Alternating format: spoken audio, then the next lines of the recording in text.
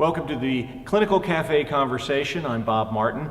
The October session of the Clinical Cafe, put on by the KidsPeace Institute, presented an overview of historical and current trends in society's protection of its most vulnerable population, its children. Presenting at the session was Dr. Cheryl Arndt. She is the Director of Performance Improvement here at KidsPeace. Cheryl, thanks for joining us. Good to see you. Thank you, Bob. In your presentation, you talked about the historical aspects, and we tend to think today that the protection of children is sort of a foundational value for our society. But it was interesting, you said really it was not that case, that from ancient times, society kind of went back and forth on that until we got into the early part of the 20th century. What changed then? Right, Bob. That's true. We have examples of both the child maltreatment, which includes abuse and neglect, and also protection of children that do date back all the way to Babylonian times of 2,000 years before the birth of Christ.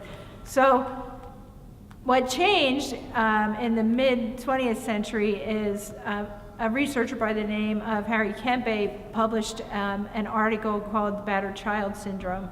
And in that article, I had been able to identify that children were coming in with broken bones, and through X-ray technology that was available in the 40s and 50s, he started looking at the X-rays and identified that the broken bones were being caused by the children. And that article that was published in the Journal of American Medical Association became the impetus for the study, the academic study of child maltreatment. And psychology and social work picked up on that, on those academic areas, and then we also had legal and educational aspects of that. Okay. There is a moral component to protection of children from maltreatment. There's a personal one for many people. But you also outlined that there is really a huge economic cost associated with child maltreatment. And what are the factors that impact that in the society at large? Right. Well, in order to understand the economic cost of child maltreatment, I think we have to have some idea of the scope of the problem. And the federal government puts out detailed statistics every year regarding the scope of the problem. So in 2014, there were over 700,000 cases of child maltreatment. Again, that's both abuse and neglect. And also in 2014, over 1,500 children died as a result of abuse or neglect. So if we think about those numbers, then we can get a sense of the economic impact. And the economic impact has been looked at both in terms of the child's lifetime and overall in society.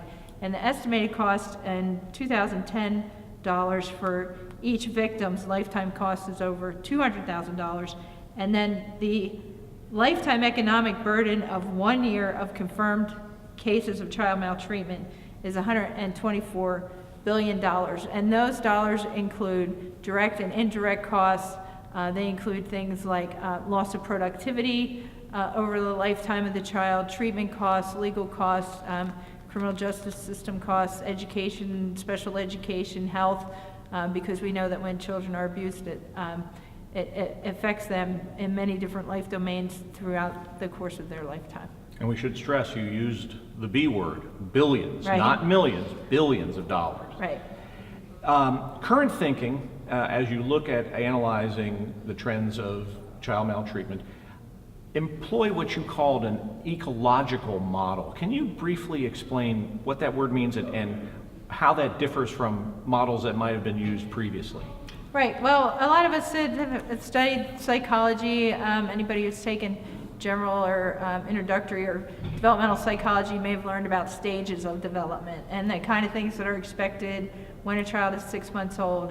What should they be learning? How should they be acting? When a child's 2 years old or 6 years old or 12 years old. So those are stage theories of development.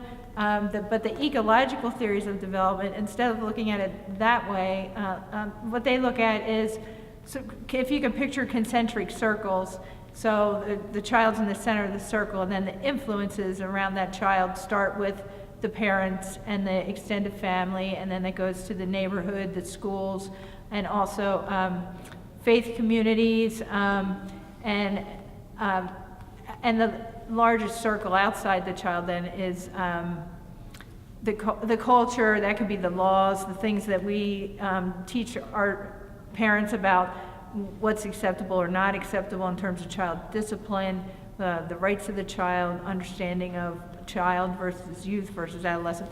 Those are sort of cultural level things. So these theories, the ecological theories, some are called ecological transactional because they're also looking at the interaction between those forces. So instead of understanding child abuse by saying that, you know, how could that parent do that, and just looking at the parent may have untreated substance abuse or mental health issues, we're also looking at that within the context of, is the parent unemployed? Was the parent abused as a child?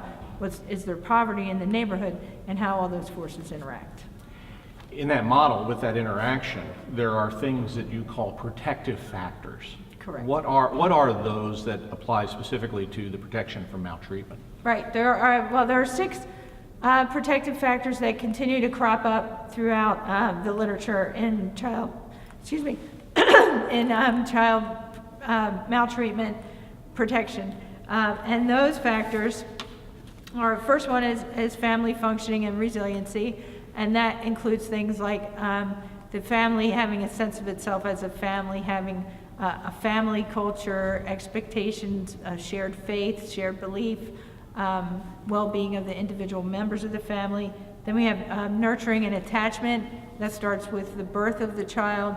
Is the parent able to attach to the child? Is the child able to attach to the parent?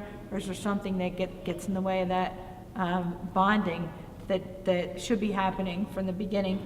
And then we have social support, which is when parents have the non-judgmental others that they can go to. They need both quality people and a certain quantity so that they feel they have support. It makes them feel more competent as parents, and because they're more competent, they're also less authoritarian and have less overly harsh discipline. And then concrete support involves can the parent provide housing, food, transportation, health care, and what kind of assistance might they need in providing those things so that they can feel secure as a parent.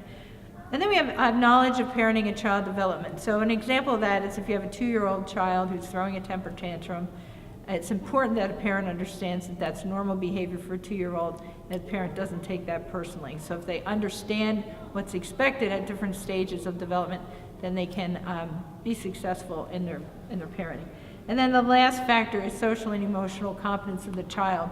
So even though the child, in the case of child maltreatment, the child is a victim, it's also true that there have been found to be predictors, things within the child that make them more likely to be abused. So younger children are more likely to be abused, children with disabilities are more likely to be abused, or those who have mental health conditions that cause them to act out in ways that parents might find challenging.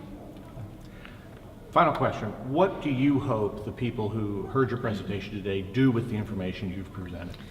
Well, part of what we did today is we took some time to stop and think and reflect and write down some goals. So what I'm hoping that people will take away is certain measurable goals that they can begin to act on immediately, which will help them, even if, I know we had some people here who don't directly provide services, but even in terms of being a community member, what can they bring to their community to help prevent child maltreatment? And if they are directly providing services to children, which many people were, how can they make those services, make sure that the services align with the needs of the child and the family, make sure that we're building on resiliency and strengths in all the services that we provide. And we went down a sort of a checklist of ways that they can continually improve services and then make sure they're doing that. It was a great presentation. Congratulations. Thank you for being with us. The KidsPeace Institute Clinical Cafes are held every month here at our Orchard Hills campus in Pennsylvania, and they feature information and insights into current trends and issues that are facing mental and behavioral health professionals.